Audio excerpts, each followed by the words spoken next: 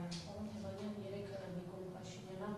ձեզ մեղադրեց պետական դավաճան լինելու մեջ, նա ասաց, որ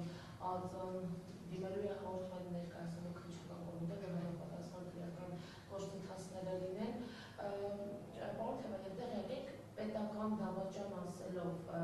ըստ իրավապահների կամ ըստ նրանց ինչպես է դրսևորվել պետական դավաճանությունը դեր կողմից, ինչի մասին է խոսքը ընդհանրապես գնում։ ԱԾԻ-ից, քննչական կոմիտեից, ձեզ հետ կապվել են, չեն կապվել, ի վերջո ձեզ հետ կապված է քրեական պրոցեսները լինելու, ինչ-որ բան ասել են, չեն ասել, ծանուցել են, եկել են ձեր հետևից, չեն եկել, չգիտեմ, և դուք ենթադրում եք ձեզ կալանավորելու են, չեն կալանավորելու, և վերջին հարցը, ինչպես եք գնահատում, որ արձակուրդի մեջ գտնվող Փաշինյանը հանձնարարական է տալիս իրավապահներին, կարծես այսպես ազդակ տալով նաև դատարաններին, որպեսզի ձեր վերաբերյալ վարույթներ լինեն, ձեզ բանտ նստեցնեն, շնորհակալություն։ Ես արդեն նշեցի, որ պետական դավաճանը Նիկոլ Փաշինյանն է, ինձ հետ կապված ոչինչից տեղյակ չեմ և չէի կարող տեղյակ լինել, որևէ հարց այդ թեմայով չի կարող լինել։ Ինքը ապօրինություն է արել հենց հանրահավաքի ժամանակ ցույցումներ տալով, բայց դա իր պարագայում նորություն չէ, մարդը դատարանները շրջափակում էր ապօրինաբար, իդեպ դրա համար էլ է դատվելու և նաև սահմանադրական դատարանի վրա էր հարձակվել, դրա համար էլ է դատվելու, ինքը բազում հոդվածներ է շարունակել ու այս դեպքում ինքը կարելի ասել գործում է սերիական մարդասպանի տրամաբանությամբ, այսինքն քանի որ գիտի, որ արդեն վերջ, եթե ինքը իշխանությունից զրկվեց և չհասցրեց ճողոպրել,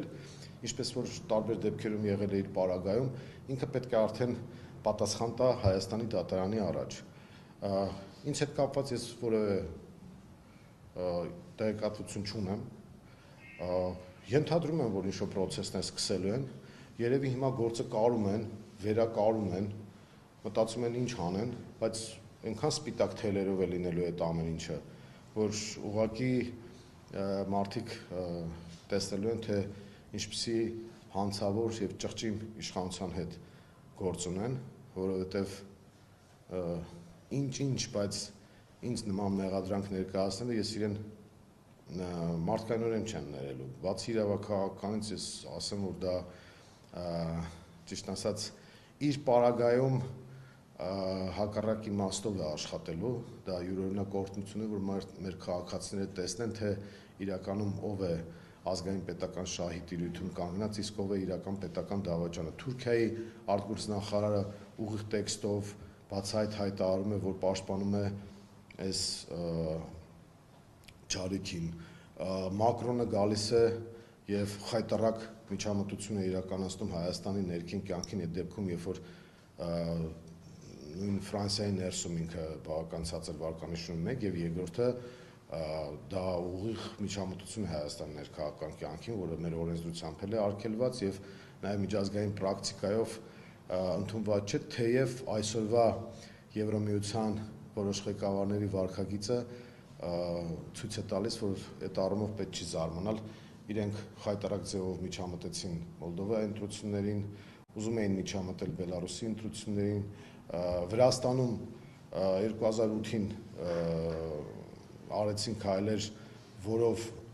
բերեցին նրան, որ Վրաստանն ու Ռուսաստանը մշտապես պրոբլեմներ ունենան և դառնան մանրադրամ, Վրաստանի այսօրվա իշխանությունները չեն վարում Սաակաշվիլու քաղաքականություն, դրա համար քննադատության են ենթարկվում Եվրամիության այդ գլոբալիստական և հակազգային իշխանությունների շրջանակների կողմից, Վրաստանը խուսափեց մանրադրամային քաղաքականությունից, բայց Նիկոլ Փաշինյանը համաձայնել է դրան։ Ցավալին այն է, որ Արևմուտքի այդ շրջանակների ծրագիրը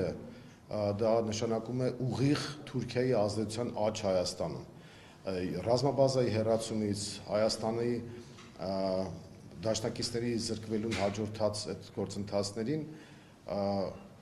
հետևելու է թուրքական զորքերի ներխուժումը։ Թուրքիան ոչինչ չի խանգարել, որպեսզի ինքը մտնի Իրաք, մտնի Կիպրոս, մտնի Սիրիա, և հիմա ընդամենը մի փոքրիկ գործոն է մնացել, որ Հայաստանը չենթարկվի ասպատակության, դա ռուս-իրանական հաշվի կշռի արդյունքում է, որ մեր պետությունը դեռևս գոյություն ունի։ Շատերին թվում է, որ մակով ճանաչված Հայաստանի Հանրապետությունը ամեն դեպքում կմնա քարտեզի վրա, բայց այս իշխանության վարած քաղաքականության դեպքում մենք կարող ենք ունենալ մի վիճակ, երբ որ Հայաստանի Հանրապետությունը արժանանա Արցախի ճակատագրին։ Կարող է անունը այդպես մնա, կամ կարող է փոխեն լրտեաբար Արևմտյան Ադրբեջան դնեն, բայց Նիկոլ Փաշինյանի ծրագիրը պետք է նայել իր անձնական պրիզմայի տեսանկյունից։ Ինքը իր կաշին է ուզում փրկել, ինքը հասկանում է, գիտի թե ինչ է արել եւ գիտի թե ինչ է ուզում անել։ Հիմա մտածում է կամ ես մինչև վերջ սեյրական մարդասպանի տրամաբանությամբ պետք է գնամ ու զոհաբերեմ հիմա արդեն ամբողջ Հայաստանի Հանրապետությունը, ոնց որ Արցախը զոհաբերեց, եւ փրկեմ իմ կաշին, հետո կորոշի փախնել Անկարա, Բաքու, Փարիզ կամ Կանադա, ասենք, դա արդեն երկրորդական հարց է տվյալ դեպքում, ինքը այդ ուղղությամբ է գնում, այսինքն ինքը պետական դավաճանության բեռը շալակին կատարում է քայլեր, որոնք իրեն բերելու են մի վիճակի, երբ որ պարզ չի դառնալու, թե իր ճակատագիրը ինչպիսին է լինում, բայց ինքը ուզում է փրկվի, այն ինչ որ ձեռք է բերել պահպանի, այսպես, մենք այդ պրիզմայով պետք է նայենք։